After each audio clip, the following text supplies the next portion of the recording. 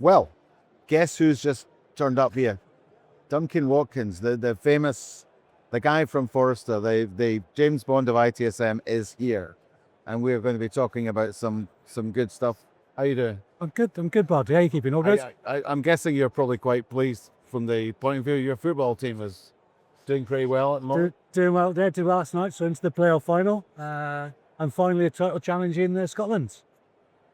If not your team. Well, let's move on. I mean, both of our teams are doing well at the moment. Just wanted to have a chat about the sorts of things. I mean, you're Forrester doing all the good stuff there with clients and so on. What sort of things are happening that are interesting? You mentioned things about people trying to do more with AI and the different levels. Because we've got a survey that we're doing. We're asking people, is it working? Are you getting value from it? What are you seeing in that kind of area? Yeah, AI is really interesting. What we're seeing is not perhaps what you'd expect. So everyone's trying AI, every vendor's trying AI, everyone's having a go with some aspect of AI. What that's happened then is that's loosened kind of the purse strings to spend on technology, try it out. But very often clients are going without really thinking through the use case or what return on investment should be and struggling with that. So we're seeing in some cases where AI is replacing jobs, but not in the ways you expect. So you tend to think of, you have a job that is a process or a task, AI takes that over and you don't need an individual to do that.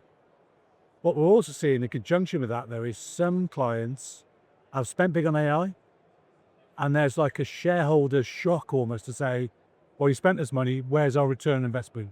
Where's our cost savings? And because that's not happening, they're having to, in effect, lose people for the simple reason that they've spent a lot of money and they can't get that return. So rather than the classic idea we think it replacing jobs, it's just losing jobs because of poorly thought through use of AI. So it's a bit of a shock. I mean, a lot of that is back to the old, why are you doing this? The why and the what do we expect to get out in terms of value, and are we getting that out?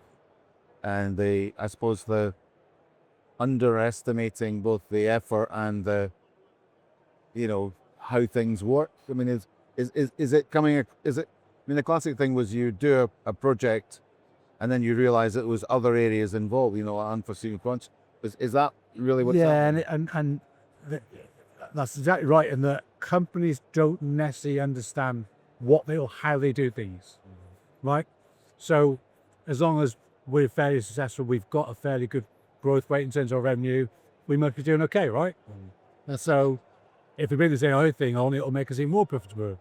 But they don't really understand what they do in the nuts and bolts of day to day, what teams are involved, how expansive that is, how broken a lot of that is. And so they throw AI at it and it doesn't bring the returns they want. But it's those organizations that understand themselves, understand the use cases, and really put the effort in, the work in, are the ones that have profited most from AI. So the more successful projects are ones that do think about what they're trying. Does that mean that they're maybe slightly less ambitious, so that they've got clearer scope, or what? Very often it comes down to things like tech debts.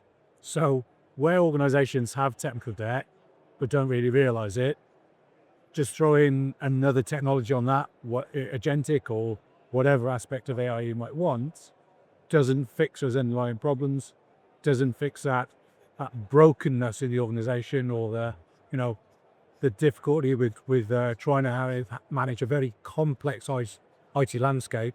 It just exacerbates it. So you actually just fail faster, in fact. Fail faster, but not in a good Not in a good way, not in a learning way. As in, fail fast and don't learn. Yeah, you go off in the wrong direction even quicker. You mentioned one of my trigger words there, which is agent. So Yeah. it's like pathway, kind of get stuff.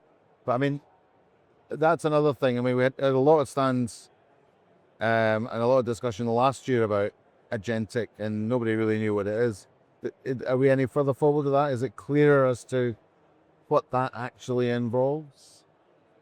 So that's a good point. So we've had things like robotic process automation for many years now. RPA, yeah. Yeah, and what a lot of organizations are doing is just basically that a bit better with agentic.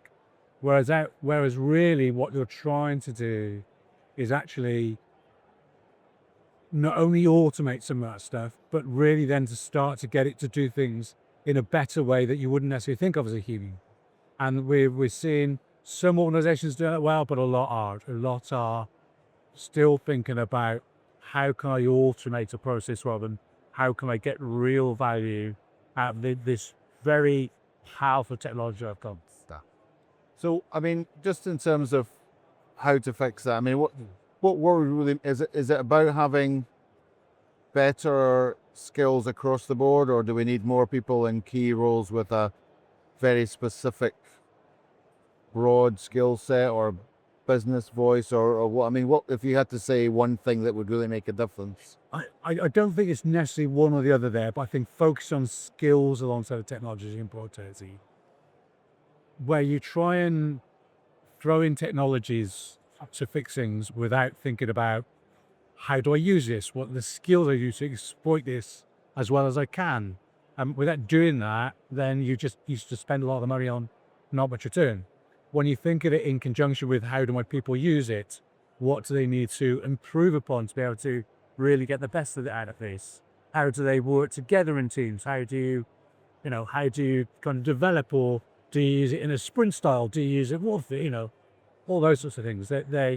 Those still classics are still important to get more out of the new technology you employ. I mean, we've had that issue with ITSM tools for years that people have not thought it through and then just blamed the tool and bought another one.